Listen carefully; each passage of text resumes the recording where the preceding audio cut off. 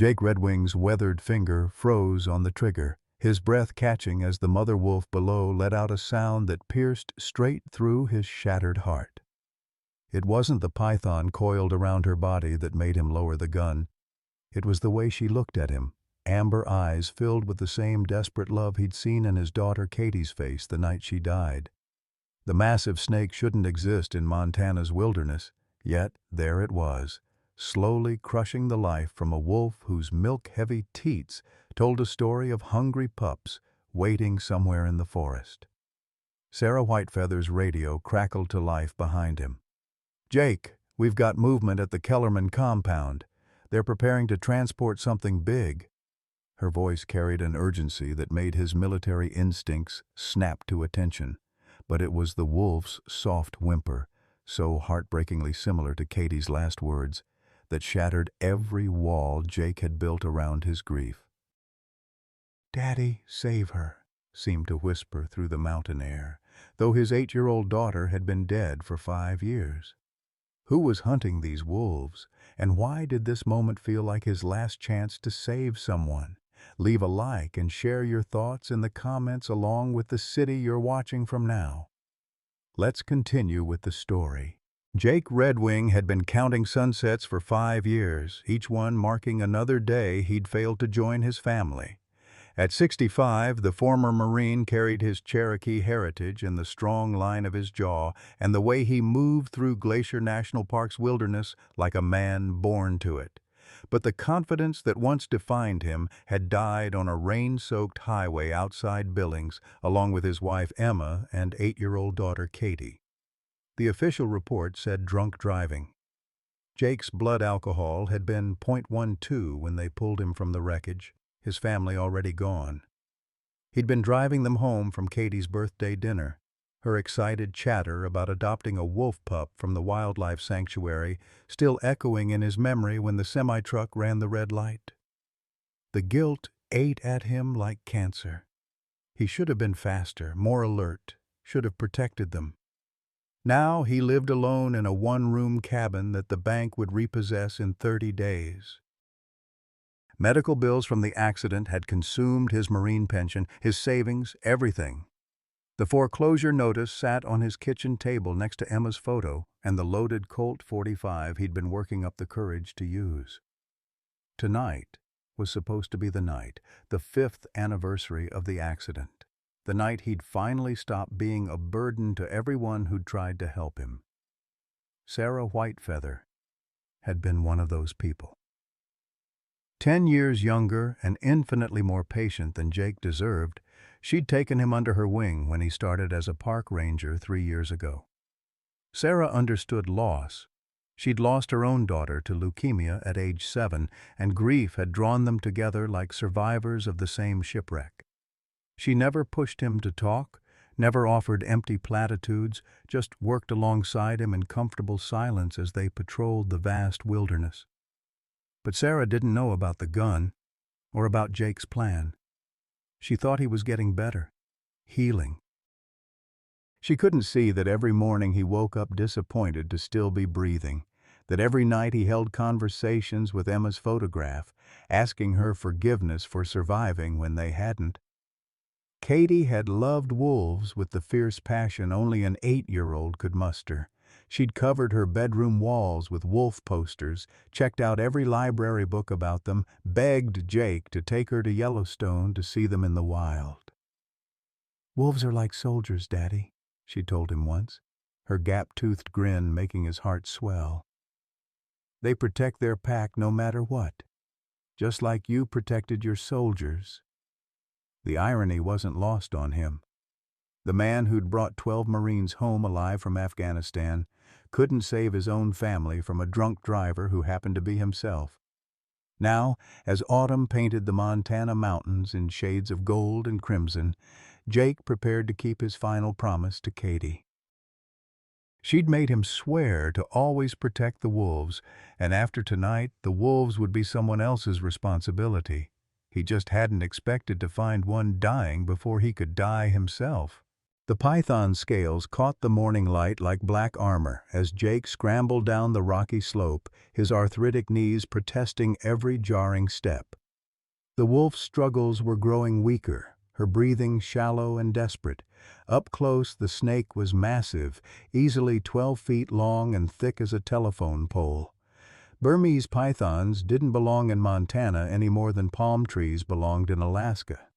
Yet here one was, methodically crushing the life from a mother wolf whose swollen teats spoke of hungry pups hidden somewhere nearby. Jake's military training kicked in despite his grief-fogged mind. He circled wide, staying downwind, pepper spray ready in his weathered hands. The wolf's amber eyes tracked his movement, and something in that gaze made his breath catch. Intelligence, recognition, hope. It was the same look Katie used to give him when she'd scraped her knee or had a nightmare, complete faith that Daddy could fix anything. "Easy, girl," he whispered, his voice rusty from disuse. "I've got you." The python's head swiveled toward him, tongue flicking, but its coils remained locked around the wolf's ribcage. Jake could see the animal's lips starting to turn blue from lack of oxygen. He had seconds, not minutes. Drawing on decades of combat experience, he approached from the snake's blind spot and deployed the pepper spray in one continuous burst across its head and neck. The python's reaction was immediate and violent. It released the wolf and thrashed wildly, seeking escape from the chemical irritant.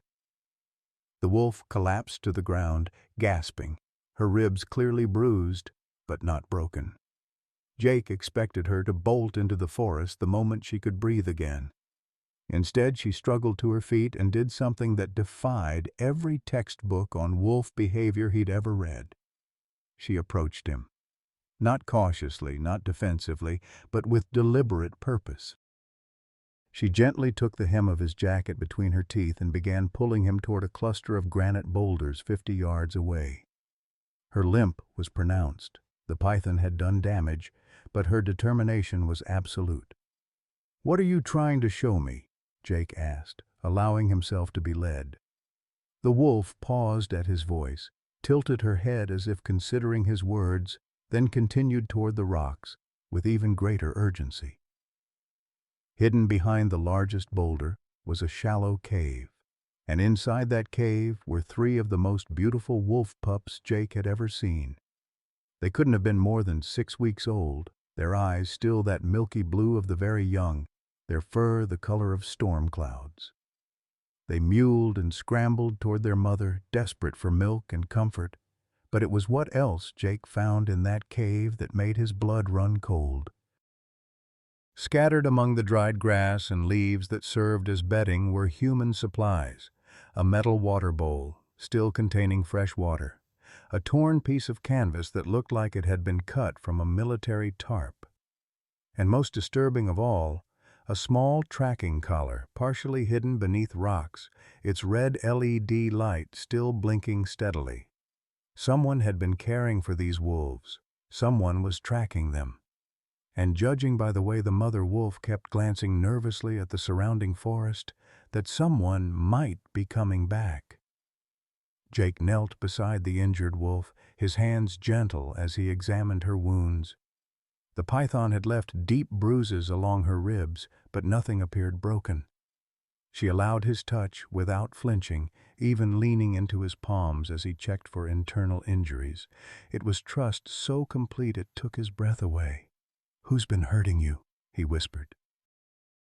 The wolf's ears flattened against her head, and she let out a low whine that sounded almost like an answer. She understood more than she should, responded to his voice like a dog that had been trained, not a wild animal that should fear human contact. That's when Jake noticed the small puncture wound just behind her left shoulder. It was recent, maybe hours old, and perfectly round. A dart wound. Someone had tranquilized her, probably planning to come back for her and the pups when she was unconscious. The python attack wasn't natural predation. It was either an accident or a deliberate distraction. The radio on his belt crackled to life, making him jump. Sarah's voice cut through the morning air. "Jake, where are you? I've been trying to reach you for an hour. We've got a situation developing." He keyed the radio with trembling fingers. "I'm about 2 miles northeast of Cascade Falls. Sarah, I need you to run the plates on any vehicles you've seen near the access roads. Something's not right out here. Jake, listen to me carefully. There's been unusual activity around the old Kellerman Research Station. Fish and Wildlife thinks we might have poachers operating in the area. Whatever you do, don't engage alone." The wolf mother lifted her head at the mention of Kellerman's name, her lips pulling back in a silent snarl. She knew that name. She knew it, and she feared it. Sarah Whitefeather arrived within the hour, her Park Service truck bouncing over the rough terrain with practiced ease. Jake watched her approach from his position beside the wolf den, noting how the mother wolf's ears pricked forward at the sound of the engine but showed no sign of alarm. Interesting. Most wild wolves would have vanished into the forest at the first hint of human activity. "Jesus, Jake," Sarah breathed as she took in the scene, the massive python still writhing weakly in the underbrush, the wolf mother protectively positioned between Jake and her pups, the scattered evidence of human interference. "When you said something wasn't right, you weren't kidding." Sarah knelt beside the tracking collar, her dark eyes serious as she examined the device. "This is military-grade GPS. Whoever's tracking these wolves has serious resources." She looked up at Jake, her expression troubled. "There's something else. I've been investigating strange reports for the past 3 months, wolves displaying unusual behavior, sightings of exotic animals where they shouldn't be, locals reporting sounds of construction from the old Kellerman compound." Jake's blood chilled at the name. Dr. Victor Kellerman had been a controversial figure even before his research station was shut down 5 years ago. Officially, he'd been studying wildlife behavior patterns.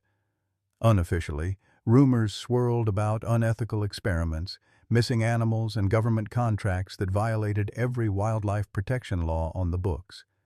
"I thought Kellerman disappeared after the investigation," Jake said, accepting the bottle of water Sarah offered him. The wolf mother watched this exchange with keen interest, her head tilting as if following their conversation. "He did. Officially." Sarah's voice carried a weight that made Jake look at her more carefully.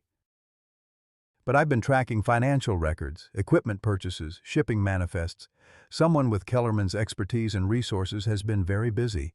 And Jake," she paused, seeming to wrestle with herself, "there's something I haven't told you about why I requested this assignment." The confession hung in the air between them like smoke.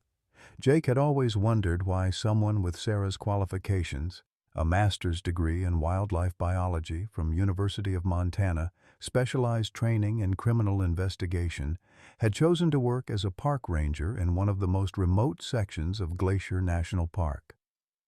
"My daughter didn't just die of leukemia," Sarah continued, her voice barely above a whisper. "She was part of an experimental treatment program. Kellerman was the lead researcher. He promised us breakthrough therapies, cutting-edge treatments that could save her life." Her hands clenched into fists. Instead, she became a test subject. When she started having seizures, when her condition deteriorated rapidly, Kellerman claimed it was the natural progression of her disease. But I found records afterward. She wasn't the only child who died under his care. Jake felt the familiar weight of shared grief settling between them. "Why didn't you tell me before?" "Because I knew you'd try to stop me from investigating, and because—" Sarah looked at the wolf mother, who had moved closer during their conversation, close enough to rest her muzzle against Sarah's knee. "Because I needed someone I could trust completely, someone who understood what it meant to lose family." The wolf mother made a soft sound, almost like a sigh, and Jake realized with a start that she'd been listening to their entire conversation with the focused attention of someone following every word. When Sarah reached out to stroke the wolf's head, The animal leaned into the touch like a dog seeking comfort. "She knows you," Jake observed. "This isn't the first time you've seen her, is it?" Sarah's cheeks flushed. "I've been monitoring this pack for 6 months, leaving food when the hunting was poor, tracking their movements, documenting their behavior. They're not like other wolves, Jake. They're too intelligent, too trusting of humans.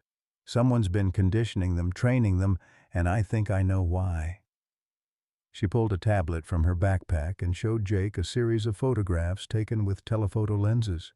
The images showed wolves in various locations throughout the park, but these weren't typical wildlife shots. The wolves were performing tasks, opening latches, manipulating objects, responding to human handlers who remained just out of frame. "Kellerman's not just back," Sarah said grimly. "He's been using our park as a testing ground. These wolves have been trained, Jake. They're being prepared for something, and based on the equipment manifests I've tracked, that something is happening very soon." As if summoned by their conversation, the sound of helicopters began to echo through the valley. Not the familiar thrum of Park Service aircraft, but the deeper, more aggressive beat of military choppers. The wolf mother immediately stood, her hackles rising, a low growl rumbling in her chest. "We need to move," Sarah said, already packing her equipment. "If they're conducting operations today, we can't let them find you here with the wolves." But Jake was studying the mother wolf's reaction to the approaching aircraft. This wasn't simple fear. It was recognition. She knew those helicopters, knew what they meant, and she was positioning herself between the sound and her hidden pups with the tactical awareness of a soldier under fire. "Sarah," Jake said slowly, "what if we've got this backwards? What if the wolves aren't being trained for something in the future? What if they're escaping from something that's already happening?" The helicopters were getting closer, and Jake could see the mother wolf making a decision. She approached him directly, looked him in the eye with an intensity that made his breath catch, then gently picked up one of her pups and placed it at his feet. The message was unmistakable. "Protect my children." "We're not just witnesses to whatever Kellerman's doing," Jake realized with growing horror. "We're about to become part of it." The helicopters passed overhead without landing, but their message was clear. Someone knew exactly where Jake and Sarah were. The mother wolf, whom Sarah had been calling Luna, gathered her 3 pups with efficient movements and led them deeper into the cave system. Jake followed, amazed by the animal's tactical thinking. She'd chosen this location not just for shelter, but for its multiple escape routes. "Jake, we need to talk," Sarah said once they were hidden in the shadows. Her voice carried a weight that made his stomach clench. "There's more to this story, and if we're going to survive what's coming, you need to know everything." Over the next hour, as Luna nursed her pups and kept watch, Sarah revealed the depth of her investigation. She'd been working not just as a park ranger, but as an undercover federal agent. Her daughter's death had led her to uncover a network of illegal research operations spanning multiple states, all connected to Dr. Victor Kellerman's quest to create the perfect hybrid of wild intelligence and human control. "The wolves aren't just trained," Sarah explained, showing Jake classified documents on her encrypted tablet. "They've been selectively bred for intelligence and loyalty. Kellerman's been running this operation for over a decade, using national parks as cover. He takes the most intelligent wolves from wild populations, breeds them in captivity, then releases their offspring back into controlled environments." Jake watched Luna interact with her pups, noting behaviors that now made perfect sense. The way she anticipated his movements, responded to subtle vocal cues, demonstrated problem-solving abilities that went far beyond normal wolf intelligence. What's the end game? Why create super-intelligent wolves? Military applications, private security, exotic pet trade, Kellerman sells to whoever pays the most. But this batch is special.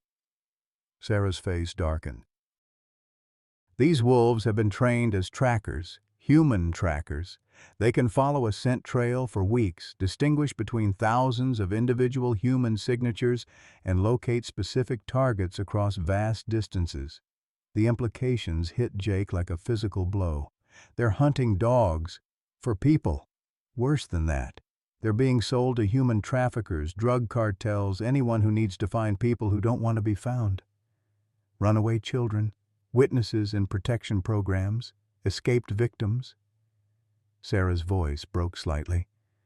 My daughter wasn't just a medical test subject, Jake. In her final weeks, Kellerman was using her scent to train wolves to track sick children. He was preparing for a market that didn't exist yet.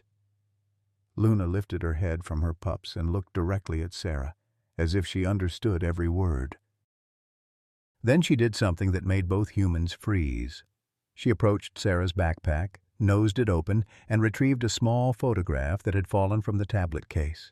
It was a picture of Sarah's daughter, Emma, taken just weeks before she died. The wolf mother held the photograph gently in her mouth, then placed it at Sarah's feet. Her amber eyes held an expression that was unmistakably compassionate, unmistakably aware of what the image represented.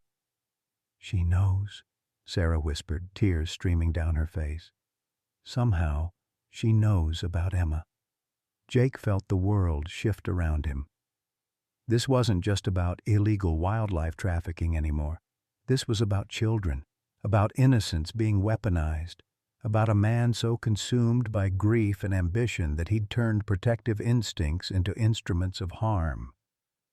We have to stop him, Jake said, surprised by the strength in his own voice. For the first time in 5 years, he had a purpose beyond his own pain. But Sarah shook her head. It's too late for that. The FBI has been building a case for 2 years, but Kellerman's always one step ahead. He has contacts inside law enforcement, judges on his payroll, politicians who benefit from his research contracts. Every time we get close, evidence disappears, witnesses recant, entire facilities vanish overnight. Then what are we doing here? Saving what we can. Sarah gestured to Luna and her pups. This family is the last of the breeding stock from his primary facility. If we can get them to safety, document their conditioning, it might be enough to finally bring him down. But Jake... She met his eyes with painful honesty. The chances of us surviving this are not good. Kellerman doesn't leave loose ends. As if summoned by her words, the sound of vehicles approached through the forest. Not Park Service trucks this time, but something heavier, more military. Luna immediately moved her pups to the back of the cave and positioned herself between them and the entrance. Her posture was that of a soldier preparing for battle. Jake found himself thinking of Katie, of the promise he'd made to protect wolves. But more than that, he thought of all the children who might suffer if Kellerman's operation continued. The weight of his service weapon felt familiar and comforting on his hip. Sarah, I need you to take the pups and go deeper into the cave system. There's an old mining tunnel about half a mile back that connects to the other side of the ridge. What about you? Someone needs to slow them down. Give you time to get the evidence to people who can actually do something with it. Jake checked his ammunition, muscle memory from decades of military service taking over. Luna and I will hold them here. Jake, no. You don't understand. These aren't just Kellerman's men. He's been recruiting former military ex-intelligence operatives, people with serious combat experience. You can't face them alone. But Luna had apparently made her own decision.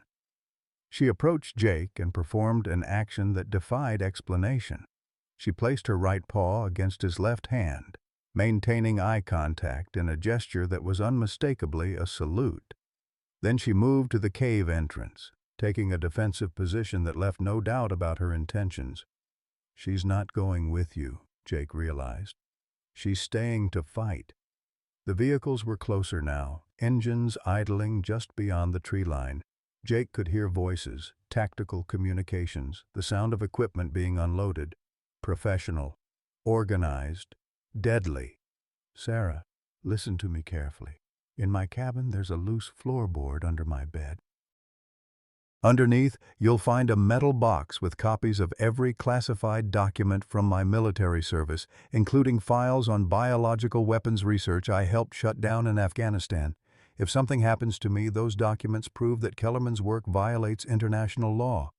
They'll be enough to trigger a full congressional investigation. Jake, promise me. His voice carried the authority of a man who'd led soldiers through impossible situations. Promise me you'll get those pups to safety and use everything I've given you to stop this. Sarah nodded, tears streaming down her face. She gathered the 3 wolf pups, who seemed to understand the gravity of the situation, and remained perfectly still in her arms. Before disappearing into the tunnel, she turned back one final time. For what it's worth, I think you're the best man I've ever known. Alone with Luna, Jake settled into a defensive position behind the cave's natural rock formations. The wolf mother took position on his right flank, her intelligence and training evident in the way she used cover and concealment. They waited in silence as footsteps approached through the underbrush. "Mr. Redwing," a voice called from the forest, cultured, educated, with the slight accent of someone who'd spent time in academic circles. Kellerman himself. "I know you're in there, and I know you have something that belongs to me." Jake remained silent, but Luna's lips pulled back in a silent snarl at the sound of Kellerman's voice. "You served your country with distinction, Mr. Redwing. 12 years in Afghanistan, numerous commendations for valor, a spotless record until that unfortunate incident 5 years ago." The voice was closer now, maybe 50 yards from the cave entrance. "I'm prepared to offer you something your government never could. The chance to save the daughter you failed to protect." The words hit Jake like physical blows. "Katie." Kellerman was talking about Katie. "That's right, Mr. Redwing. Your daughter didn't die in that car accident. She's been with me for 5 years, participating in groundbreaking research that will revolutionize our understanding of human-animal communication. She's alive, she's healthy, and she's asking for her daddy." Jake's world tilted sideways. The impossible possibility that Katie might still be alive warred with everything he knew about grief, about reality, about the funeral he'd attended and the tiny coffin he'd helped carry. But Kellerman's voice carried the confidence of a man holding all the cards. "Bring me the wolf and her offspring, Mr. Redwing, and I'll reunite you with your daughter. Continue this futile resistance, and you'll lose her again, this time forever." Luna pressed against Jake's side, offering comfort that he desperately needed. Her presence grounded him, reminded him that whatever Kellerman was offering came with a price too terrible to pay. "But Katie, if there was even a chance?" Jake's hands trembled as Kellerman's words echoed through the cave. Katie alive. After 5 years of grief, 5 years of guilt, the possibility hit him like a lightning strike to the chest. Luna pressed closer against his side, her warmth the only thing keeping him anchored to reality. But even as hope blazed in his heart, his military training screamed warnings. This was psychological warfare at its most ruthless. "Prove it," Jake called out, his voice cracking despite his efforts to stay strong. "If she's alive, prove it." The response came not in words but in a sound that nearly drove him to his knees. A child's voice, singing the lullaby he used to sing to Katie every night. Amazing Grace in the Cherokee language his grandmother had taught him. The voice was older, changed by 5 years of growth, but unmistakably hers. The way she pronounced the Cherokee words with careful precision, the slight lisp on the S sounds she'd never quite outgrown. "Daddy?" The voice was closer now, maybe 30 yards from the cave entrance. "Daddy, I've been waiting for you. Dr. Kellerman said you'd come find me when you were ready." Jake closed his eyes, fighting every instinct that screamed at him to run toward that voice. Luna's low growl reminded him that she'd recognized something in Kellerman's scent, something that spoke of danger and cruelty. The wolf's survival instincts were unclouded by desperate hope. "Katie," Jake called back, his voice breaking, "if that's really you, tell me about the last thing we did together. Before the accident." A pause, then, "We went to dinner at Miller's Creek Restaurant for my birthday. I had chocolate cake and you let me order a Shirley Temple, even though Mom said it was too much sugar. I told you about wanting to adopt a wolf pup from the sanctuary, and you said we'd talk to Mom about it when we got home." The details were perfect. Too perfect. Jake's analytical mind, trained by years of interrogating prisoners and spotting deception, caught the subtle wrongness. Katie would never have said chocolate cake without mentioning that it had 3 layers and pink frosting roses. She would never have called it Miller's Creek Restaurant. To her, it had always been the place with the fish on the walls. "Jake," Kellerman's voice again, patient and understanding. "I know this is difficult to process. Grief can make us question even miracles. But consider this. Who else could provide those memories? The accident scene was thoroughly investigated. No survivors were reported except you." That's when Jake remembered something that made his blood freeze. The accident report. He'd never actually seen Katie's body. Emma's had been identified immediately, but Katie had been listed as presumed deceased, remains not recovered. The search teams had explained that the river current could have carried a child's body for miles, that sometimes victims were never found. Luna suddenly tensed beside him. Her ears pricked forward at something only she could hear. Then Jake heard it too. Movement in the forest, but not from the direction of Kellerman's voice. Sarah was supposed to be long gone with the pups, but something was approaching from the tunnel system behind them. "Mr. Redwing," a new voice called out. Female, young, with the slight breathlessness of someone who'd been running. "Don't listen to him. He's lying about everything." Sarah emerged from the tunnel, but she wasn't alone. With her were 2 FBI agents in tactical gear, and between them walked a young woman who made Jake's heart stop completely. She was tall for 13, with Katie's dark hair and Cherokee features, but her eyes held a wariness that spoke of trauma no child should endure. "Daddy?" The girl's voice was uncertain, afraid. "Agent Whitefeather says you've been looking for me?" Jake stared at his daughter, older, changed, bearing scars both visible and hidden, but undeniably alive. Luna approached the girl cautiously, sniffed once, then sat down and offered her paw in the same gesture of trust she'd shown Jake. Katie, it was really Katie, laughed through her tears and shook the wolf's paw. "She's beautiful," Katie whispered. "Dr. Kellerman told me wolves were dangerous, that they'd hurt me if I ever tried to leave. But she's not dangerous at all, is she?" The pieces fell into place with horrible clarity. Kellerman hadn't been lying about Katie being alive, he'd been lying about everything else. The research facility where he'd kept her wasn't some comfortable laboratory. It was a prison where he'd held her captive for 5 years, using her as both test subject and psychological leverage. "Agent Whitefeather has been working undercover for 2 years to locate you," one of the FBI agents explained to Jake. "We've been tracking Kellerman's operation across multiple states. Your daughter was one of 17 children he abducted for his research programs." The word abducted hit Jake like a physical blow. She wasn't rescued from the accident. She was taken. "The car accident was staged," Sarah confirmed, her voice tight with anger. "Kellerman's people caused the crash, made it look like drunk driving, then took Katie while the emergency responders were focused on you and Emma. He's been using her as a control subject, testing how captured children respond to trained animals, documenting psychological conditioning techniques." Jake felt rage building in his chest like molten metal. 5 years of guilt, 5 years of believing he'd killed his family through his own negligence, when the truth was that they'd been murdered by a monster who stole children for profit.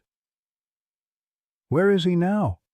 Jake's voice carried the deadly calm that his Marines had learned to fear. "Gone," one of the agents admitted. "By the time our tactical team reached the voice transmission point, they'd cleared out. Kellerman's people are experts at rapid extraction. But Mr. Redwing—" The agent hesitated. "We found evidence of what he's been doing to your daughter. The psychological conditioning, the isolation techniques, the way he's been using trained animals to terrorize captured children into compliance. She's going to need extensive therapy." Katie moved closer to Jake, and he saw Luna staying protectively near her side. The wolf seemed to understand that this child had been hurt, that she needed gentle care and fierce protection. "The wolves he's been training," Katie said quietly, "they're not mean like he said. Some of them tried to help us. There was one mother wolf who used to bring us food when the guards forgot to feed us. Dr. Kellerman said she was being disobedient, that she'd be punished if she didn't stop." Katie's voice broke. "They took her babies away from her." Jake looked at Luna with new understanding. This wolf hadn't just been trained by Kellerman. She'd been one of his victims too. Her intelligence, her ability to trust humans despite suffering at their hands, her fierce protectiveness of children, it all made sense now. "He's still out there," Sarah said grimly, "with resources, connections, and 16 other children we haven't found yet. The evidence we've gathered today will help, but Kellerman's built his operation to be resilient. He can rebuild somewhere else, start over with new victims." "Not if I find him first," Jake said, and there was something in his voice that made both FBI agents take notice. "Mr. Redwing, I understand your desire for revenge, but this needs to be handled through proper channels." "No!" Jake's voice cut through the agent's words like a blade. "You've been hunting him for 2 years, and he's stayed ahead of you. You have protocols, jurisdiction issues, legal constraints. I don't." Luna rose to her feet and moved to Jake's side, her posture making it clear she intended to go wherever he went. Katie noticed the exchange and spoke up with a maturity that broke Jake's heart. "Luna wants to help find the other children, doesn't she? She knows where they are." Sarah looked at the wolf with new appreciation. "She's been in Kellerman's facilities. She knows his scent, his patterns, his hiding places. But Jake, even with Luna's help, this is incredibly dangerous. Kellerman's not just a scientist anymore, he's become something worse." "What do you mean?" "The children we've rescued from his other facilities. They describe someone who's completely lost touch with reality. He believes he's saving them, protecting them from a world that would hurt them worse than he does. In his mind, he's become their father, their protector. He'll kill anyone who tries to take them away from him." Jake knelt beside Katie and took her hands in his weathered ones. "Sweetheart, I need you to be brave for me. Can you do that?" She nodded, tears streaming down her face. "Are you going to find the other kids?" "Yes." "Will you bring Luna with you?" Jake looked at the wolf, who met his gaze with unwavering determination. "I think Luna's been waiting for this chance for a long time." The abandoned mining facility sat in a valley so remote that cell phone signals couldn't penetrate the surrounding mountains. Jake crouched behind a fallen pine tree, Luna pressed against his side, both of them studying the compound through binoculars as dawn painted the sky blood red. 3 days of tracking had led them here, following Luna's incredible ability to distinguish Kellerman's scent even after rain had washed away most traces. The facility was larger than Jake had expected, a converted mining operation with multiple buildings, high fences topped with razor wire, and enough generator power to light up a small town. Through the windows of the main building, he could see shadows moving, children's shadows, at least a dozen of them, maybe more. "Jesus," whispered Agent Martinez, the FBI tactical coordinator who'd reluctantly agreed to let Jake participate in the raid. "How long has he been building this place?" "Years," Sarah replied grimly. She'd insisted on coming despite orders to stay behind with Katie. We found purchase orders going back 5 years. Kellerman's been preparing for this, a completely self-sufficient compound where he can continue his research without interference. Luna's hackles suddenly rose, and she let out a low growl that made everyone freeze. From the compound below came an answering howl, not from a wolf, but from one of the children, a sound of pure despair that cut through the morning air like a knife. "We need to move now," Jake said, checking his rifle one final time. The FBI team had wanted to wait for backup, establish a perimeter, follow protocol. But that howl had been from a child in immediate danger, and Jake's protective instincts overrode everything else. "Negative," Martinez replied. "We stick to the plan. Surveillance first, then coordinated assault when the full team arrives." But Luna had already made her decision. She bolted from their hiding spot, racing down the slope toward the compound with the speed and purpose of a missile. Jake cursed and followed without thinking, leaving the FBI team scrambling to catch up. The wolf reached the fence first and did something that defied belief. She began systematically destroying the razor wire with her teeth, creating a gap just large enough for a human to crawl through. Jake squeezed through after her, his heart hammering as alarms began blaring throughout the compound. "Lockdown protocol," came Kellerman's voice over speakers throughout the facility. "All subjects return to containment areas immediately. This is not a drill." The main building's door burst open and armed guards poured out. But they hesitated when they saw Luna, clearly recognizing her and uncertain how to respond. That moment of confusion was all Jake needed. He dropped the first guard with a single shot, then took cover behind a concrete barrier as return fire erupted around him. Luna had vanished, but Jake could hear her inside the building, snarling, the sound of guards shouting, children crying. She was creating chaos, drawing attention away from Jake and giving him the opening he needed to reach the entrance. He kicked in a side door and found himself in a hallway lined with what looked like prison cells. Each cell contained a child, ranging in age from maybe 6 to 16, all of them wearing identical gray uniforms and collars that Jake realized with horror were shock devices.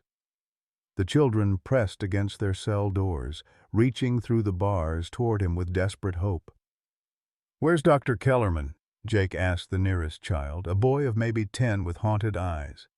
"Laboratory," the boy whispered. "He's in the laboratory with the new girl. Please, mister, don't let him hurt her anymore." Jake's blood turned to ice. New girl. Katie had mentioned that Kellerman was always bringing in new children. Luna's barking echoed from deeper in the building, guiding him forward like a compass pointing toward magnetic north.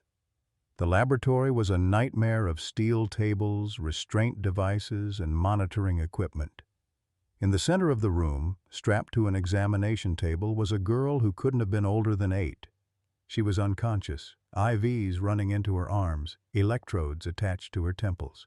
Standing over her was Dr. Victor Kellerman himself. He was older than Jake had expected, maybe 70, with wild white hair and eyes that held the particular madness of someone who'd convinced himself that atrocity was altruism. When he saw Jake, he smiled with genuine warmth. "Mr. Redwing, I'm so glad you made it. I was beginning to worry that you didn't really want to understand what we're accomplishing here." Kellerman gestured to the unconscious child. "This is Rebecca. She was taken from an abusive home where she was being starved and beaten daily. Here, she receives proper nutrition, medical care, and the chance to participate in research that will benefit all of humanity." "Let her go." Jake's rifle was trained on Kellerman's chest, but the doctor showed no fear. "I can't do that. Rebecca is at a critical stage of conditioning. If we interrupt the process now, she could suffer permanent psychological damage." Kellerman spoke with the patient tone of a teacher explaining basic concepts to a slow student. "You see, Mr. Redwing, society doesn't know how to properly care for children like these. They bounce between foster homes, suffer abuse, end up on the streets or worse. I provide them with purpose, with family, with a chance to contribute to something greater than themselves. Luna appeared in the doorway behind Jake, her fur matted with blood, not her own. She approached the examination table and began gently licking the unconscious girl's hand, whimpering softly. "Ah, Luna remembers Rebecca," Kellerman said fondly. They formed quite a bond during the initial conditioning phase. You see, the wolves serve as emotional regulators for the children. They provide comfort during the more difficult aspects of training, helping to prevent complete psychological breakdown. "Training for what?" Jake demanded, though part of him already knew the answer would be worse than he imagined. "Specialized retrieval operations. These children will be able to locate and recover other missing children with unprecedented efficiency. Think of the lives we'll save, Mr. Redwing. Think of the parents who will be reunited with their lost sons and daughters." The twisted logic made Jake's stomach churn. Kellerman genuinely believed he was helping, that kidnapping and torturing children was somehow an act of mercy. It was the worst kind of evil, the kind that wrapped itself in righteousness. "The parents like me?" Jake asked. "The ones you destroy by taking their children?"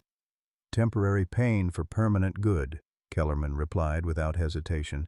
"Your 5 years of grief have prepared you to appreciate what you have now.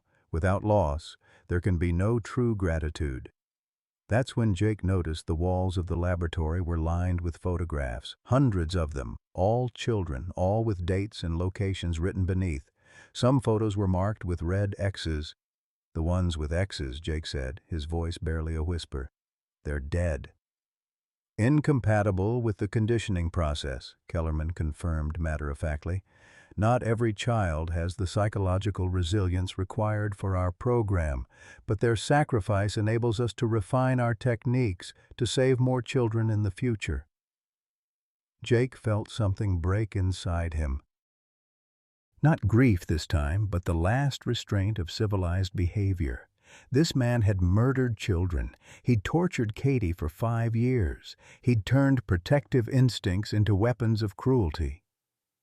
Luna sensed the change in Jake's emotional state and moved to his side, pressing against his leg.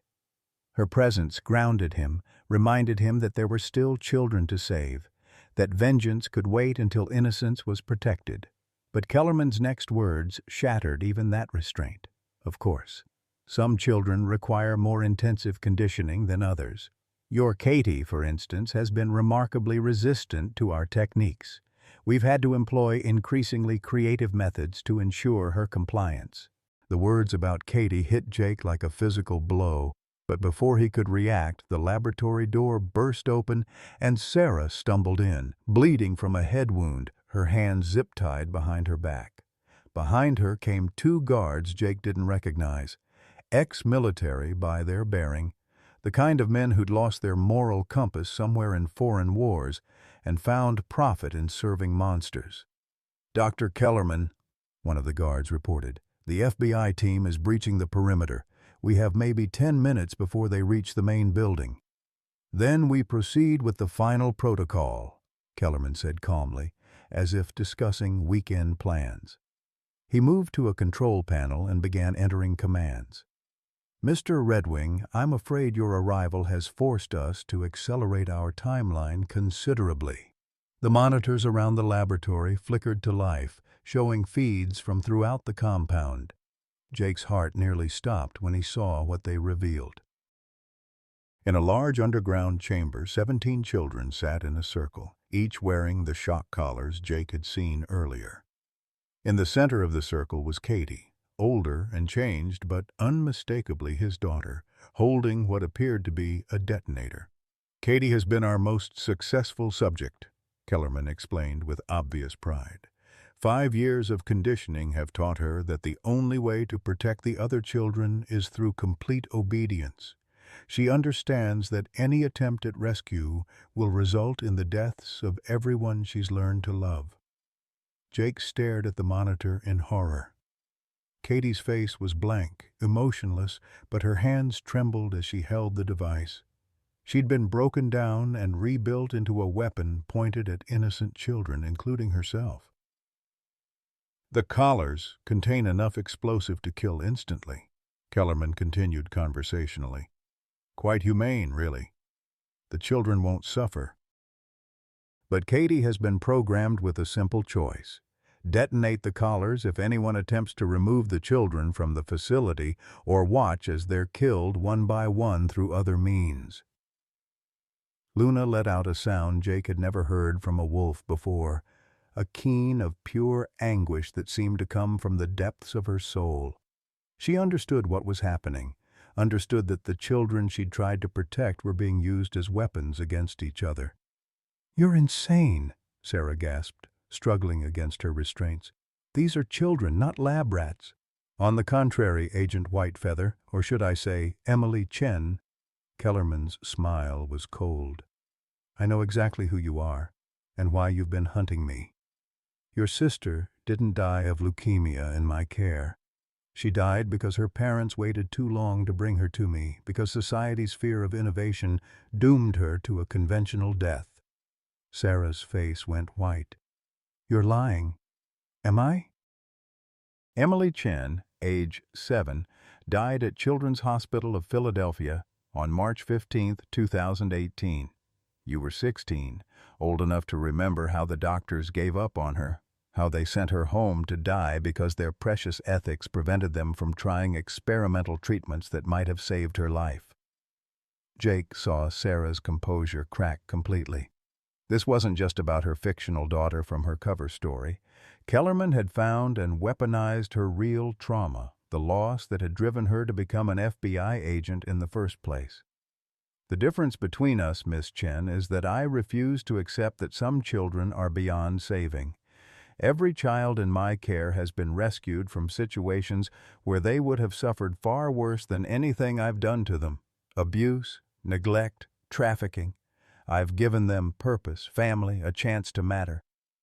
On the monitor, Katie's finger moved closer to the detonator trigger. Jake could see tears streaming down her face, but her expression remained eerily calm. 5 years of psychological conditioning had taught her to suppress everything human about herself in service of an impossible choice. "Let me talk to her," Jake pleaded. "Let me talk to my daughter." "Of course." Kellerman activated an intercom system. "Katie, your father is here. He'd like to speak with you." Katie's voice came through the speakers, and Jake nearly collapsed at how hollow and mechanical it sounded. "Hello, Father. Dr. Kellerman has explained that you've come to take me away from my family. I cannot allow that. These children depend on me to protect them." "Katie, sweetheart, those aren't your family. I'm your family. Your real family. You abandoned me," Katie replied without emotion. "When I needed you most, you chose alcohol over protecting me. Dr. Kellerman saved me from a life of neglect and disappointment. He taught me how to be useful, how to matter." The words were clearly scripted, beaten into her through years of psychological abuse, but they struck Jake like bullets anyway. Because underneath the conditioning, he could hear the scared 8-year-old who'd waited for her daddy to save her and been told instead that he'd been too drunk to care. Luna suddenly moved to the examination table where the unconscious girl lay. She began nuzzling the child gently, and to everyone's surprise, the girl's eyes fluttered open. Rebecca, that's what Kellerman had called her, was conscious but groggy from whatever drugs they'd given her. "Luna?" the girl whispered, her small hand reaching up to touch the wolf's muzzle. "You came back for me." "Fascinating," Kellerman observed. Rebecca wasn't supposed to regain consciousness for another 6 hours. The emotional stimulation from Luna's presence appears to have counteracted the sedatives. But Jake wasn't paying attention to Kellerman anymore. He was watching Rebecca and Luna, seeing something that gave him the first glimmer of hope he'd felt since entering this nightmare. The little girl wasn't broken like Katie. She was scared, traumatized, but her spirit was intact. "Rebecca," Jake said gently, "how long have you been here?" 3 days, she whispered. But Luna's been taking care of me. She brings me food when the bad men forget, and she stays with me when I have nightmares about my mommy and daddy. Kellerman frowned at this revelation. The wolf wasn't supposed to have access to the conditioning subjects without supervision. How has she been entering the containment areas? One of the guards shifted uncomfortably. Sir, we've been having some issues with the electronic locks. The wolf seems to have learned how to manipulate them. Impossible. Those locks require a 6-digit code. But Jake was beginning to understand. Luna hadn't just been a victim in Kellerman's operation. She'd been a saboteur. Her intelligence had been turned against her captors, used to protect the children rather than control them. She'd been playing a long game, waiting for the right moment to act. On the monitor, something was happening in the underground chamber. Katie had stopped crying and was looking directly at the camera with an expression Jake recognized from her childhood. The look she got when she was planning mischief. Dr. Kellerman, Katie's voice came through the speakers, but now there was something different about it. Less mechanical, more human. I have a question about the final protocol. Yes, my dear? If the purpose is to protect the children from rescue attempts that might harm them, wouldn't it be more logical to remove the threat at its source rather than punish the victims? Kellerman's confidence flickered for the first time. What do you mean? Katie's smile was pure 8-year-old mischief, the same expression she'd worn when she put salt in Jake's coffee as a prank. I mean, if you're dead, you can't hurt any more children. So logically, killing you would protect more children than killing us. The detonator in Katie's hand wasn't connected to the children's collars, Jake realized with a surge of hope. It was connected to something else entirely. Luna had somehow communicated with Katie, had helped her understand that there was a third option beyond compliance and mass murder. Katie, no. Kellerman lunged for the emergency controls, but it was too late. Luna taught me that sometimes protecting your pack means sacrificing yourself, Katie said calmly. But she also taught me that the best way to protect your pack is to eliminate the threat entirely. The explosion, when it came, wasn't in the underground chamber. It was directly beneath the laboratory, in the facility's power generation room. The lights went out, the electronic locks failed throughout the building, and in the sudden darkness, Luna's howl rose like a battle cry, calling every wolf in the mountains to converge on the compound. In the darkness that followed the explosion, chaos erupted throughout the compound. Emergency lighting flickered on, casting eerie red shadows as alarms blared and the electronic locks on every door in the facility failed simultaneously. Jake heard the sound he'd been praying for. Children's voices, no longer muffled by containment cells, crying out in confusion and hope. Luna moved with purpose through the darkened laboratory, her natural night vision guiding her to Rebecca's examination table. She began systematically destroying the restraints with her teeth, her intelligence evident in how she avoided the IV lines while freeing the little girl. Rebecca sat up shakily, still groggy but alert enough to wrap her small arms around Luna's neck. "The children," Sarah gasped, struggling against her zip ties. "Jake, we have to get to the underground chamber before Kellerman activates a backup system." But Kellerman was already moving, pulling a pistol from his lab coat with hands that shook with rage rather than fear. 5 years of work, he snarled, his calm demeanor completely shattered. 5 years of saving these children from lives of misery, and you're going to destroy it all for what? Some misguided notion of freedom? Jake raised his rifle, but hesitated when he realized Rebecca was directly in the line of fire. In that moment of hesitation, Kellerman fired. The bullet caught Jake in the shoulder, spinning him around and sending his weapon clattering across the floor. Pain exploded through his arm, but 40 years of military training kept him moving, kept him thinking tactically, even as blood soaked through his shirt. Luna didn't hesitate. She launched herself at Kellerman with a snarl that seemed to come from the depths of hell itself. The doctor's second shot went wide as 130 pounds of furious wolf slammed into his chest, driving him to the ground. The pistol skittered away into the shadows as man and wolf fought for dominance. "Luna, no!" Rebecca cried out, but not because she feared for Kellerman's safety. "Don't hurt yourself for him. He's not worth it." The 8-year-old's words seemed to reach Luna through her rage.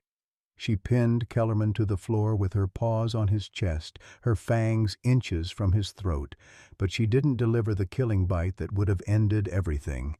Instead, she looked back at Rebecca, then at Jake, seeking guidance from the pack she'd chosen to protect. Jake struggled to his feet, his shoulders screaming in protest. "Hold him, Luna. Don't kill him, but don't let him move." Through the facility's speakers, Katie's voice crackled to life. "Daddy, I can hear you upstairs. Are you okay?" "The FBI people are here and they're helping us get everyone out." Relief flooded through Jake so powerfully that his knees nearly buckled. Katie was alive, free, and sounding more like his daughter than she had in 5 years. "I'm okay, sweetheart. Stay with the FBI agents and help them with the other children. Luna and I will be there soon." Sarah had managed to work one hand free from her restraints and was already cutting herself loose with a piece of broken glass. "Jake, we need to get you medical attention. You're losing a lot of blood." "Rebecca first," Jake insisted, looking at the little girl who was still clinging to Luna's fur. "How many other children need immediate medical care?"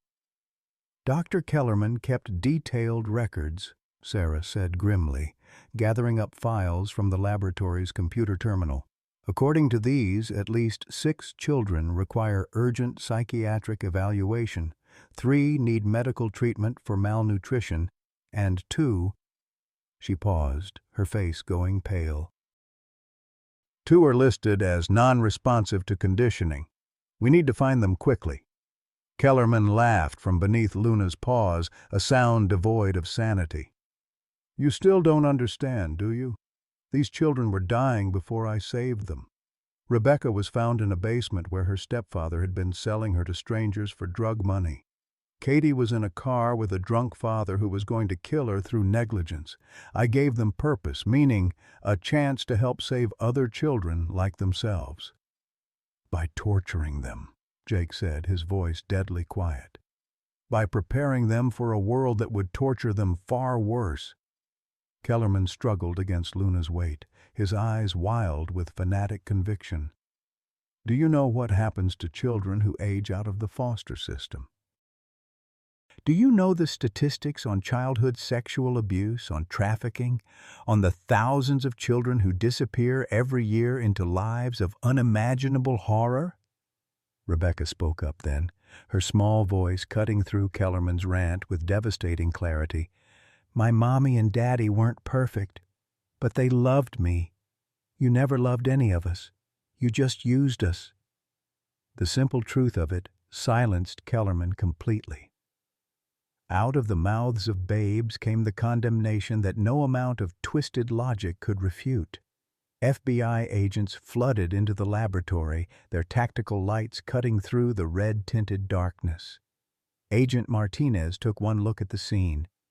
Jake bleeding, Kellerman pinned beneath a wolf, Rebecca free but traumatized, and immediately began coordinating medical response. "We've secured 17 children total," Martinez reported. "Preliminary interviews suggest they've all been here for varying lengths of time, from 3 days to over 2 years. Medical teams are en route via helicopter." "What about Katie?" Jake asked, accepting the pressure bandage an agent applied to his shoulder wound. "She's remarkable," Martinez said with obvious admiration. "She's been helping coordinate the evacuation, keeping the younger children calm, providing information about the facility's layout. Whatever Kellerman did to her, she found a way to fight back from the inside." Luna finally stepped off of Kellerman, who was immediately secured by agents. As they read him his rights, the broken man looked directly at Jake with something that might have been genuine confusion. "I was saving them," Kellerman whispered. "Why can't you see that I was saving them?" Jake knelt beside Luna, running his good hand through her fur as Rebecca pressed against both of them. Because saving someone means giving them back their choices, not taking them away. It means healing, not breaking them down and rebuilding them into something else.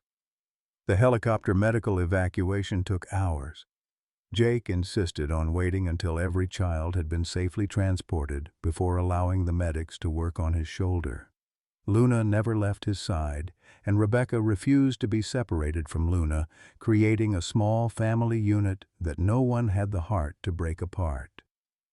As dawn broke over the mountains, Jake found himself sitting on the compound's front steps with Katie beside him, her head on his uninjured shoulder. She was 13 now, taller and wiser than any child should have to be. But when she looked at him with those familiar dark eyes, he could still see his 8-year-old daughter underneath the trauma. "Daddy," she said quietly, "I want you to know that I never believed what he told me about you being drunk that night. I remembered the accident differently than he said it happened. I knew he was lying." Jake's throat tightened. "How did you know?" "Because you always smelled like coffee and aftershave when you tucked me in at night, never like alcohol, and because you would never have let anything happen to me and Mom if you could help it." She looked out at Luna, who was playing gently with some of the younger rescued children. "Luna helped me remember that love doesn't disappear just because someone tries to convince you it was never real." Sarah approached with a tablet full of preliminary reports. "Jake, the FBI is going to need extensive debriefing from all of you, but there's something you should know immediately. Kellerman's operation was bigger than we thought. We've identified facilities in 4 other states, and the financial records suggest there may be dozens more children still out there." Jake looked at Luna, who lifted her head as if sensing his thoughts. The wolf had spent 5 years fighting from the inside to protect as many children as she could. Now she was free to fight openly, and Jake knew with absolute certainty that she wouldn't rest until every last child was safe. "Then we'd better get to work," Jake said, his arm tightening around Katie's shoulders. "We've got a lot of children to bring home." Luna's howl echoed across the mountains, not in mourning this time, but in triumph. The pack was together, the children were safe, and the real work of healing could finally begin. Sometimes the greatest gifts come disguised as our deepest losses. Jake Redwing thought his life ended when he lost his family 5 years ago. But Luna the wolf taught him that love doesn't disappear. It transforms. When we reach our 60s, we often feel like our best days are behind us, that we're no longer needed or useful. But Jake's story reminds us that our accumulated wisdom, our battle-tested resilience, and our capacity for love make us uniquely qualified to be protectors and healers in this broken world. Luna saw past Jake's grief to the warrior within, just as the rescued children saw past his age to the protector they desperately needed. At 65, Jake discovered that his greatest adventure wasn't in his past. It was just beginning. His daughter Katie came home not to the broken man who lost her, but to the hero who spent 5 years becoming worthy of finding her again. Your story isn't over. Your family needs you. The world needs your experience, your strength, your love. Like Jake and Luna, you have more fight left in you than you know. What moment in your life taught you that it's never too late for a second chance? Have you ever felt like an unlikely hero when someone needed you most? Share your story in the comments below. Your experience might be exactly what someone else needs to hear today.